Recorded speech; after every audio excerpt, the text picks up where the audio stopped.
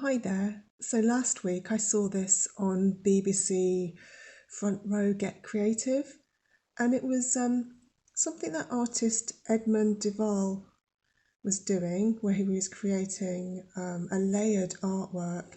So I started my own, and I've just started off as instructed by taking a piece of card or thick paper, and then you start writing something, it could be words of a poem, repeatedly over the surface of your block, and you can turn it around and then write in a different direction, and then you keep doing that, and then you smudge your writing. So I've just used a pencil, and I've also used some graphite powder, and then you apply a mixture of polyfiller and PVA glue to the surface, and then you continue to write and scratch into that surface, and then you leave it to dry, and then over time you can build up another layer. So that's what I've done in this one. So that's completely dry, and it's built up a really lovely texture, so you can see what was behind, what was in the first layer.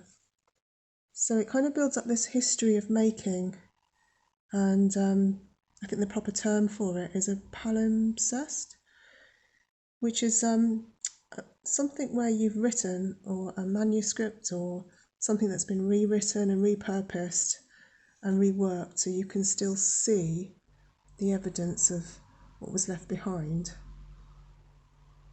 So to do that, I've made up a mixture of, and I've figured this out, this would work well for one person. So it's 2 tablespoons of polyfiller, 2.5 tablespoons of plain water, and then to that, if you want a colour, so for instance for our group, dementia patients in a hospital, a day hospital, contrast is an issue. So high contrast is really important, so that people can see what they've been doing.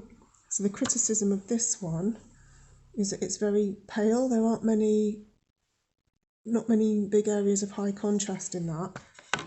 This one may be better because it's got areas of black and gold. So I thought I'd add some paint. So I tried some acrylic, about a tablespoon of that.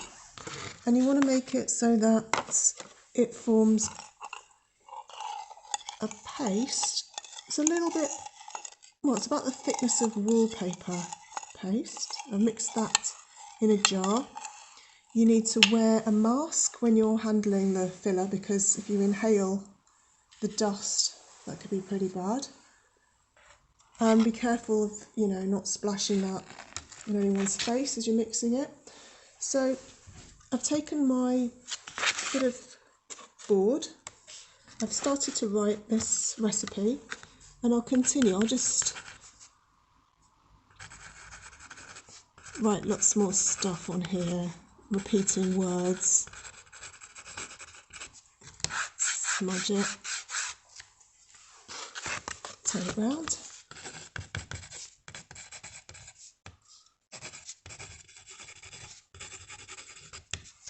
And use different drawing implements. So here's some charcoal.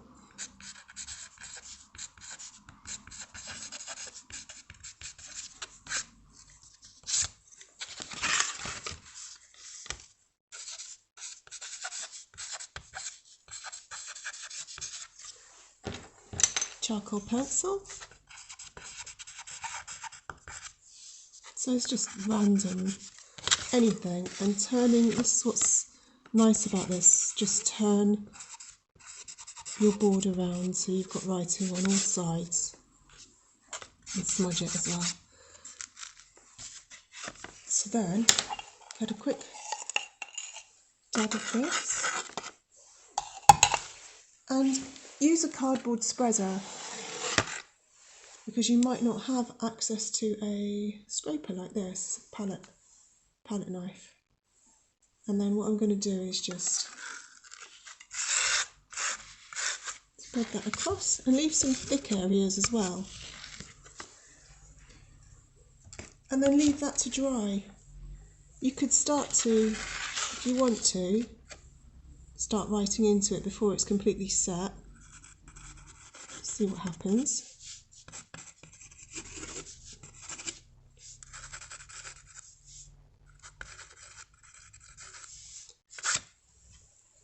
And then just leave that. If you wanted to, you could add some gold leaf. So you need a little bit of glue, like a very thin layer of PVA, a little dab here. Wait for it to dry a little bit, become a little bit tacky, and then use your gold leaf. It's nice if you've got it on some tracing paper. It's easier to handle if it's on a backing piece of paper. And then apply that in a little area, rub it down, and then lift it away, and then you should get some really nice textures like that. But the secret is to let a tiny bit of the PVA glue, let it dry until it's sort of tacky. Not completely dry, but it feels sticky to the touch. So you might have to wait a minute or so before you apply the gold leaf. And now I'm going to leave that. I'm going to leave that board to dry, and then I'm going to come back and start adding more layers to it.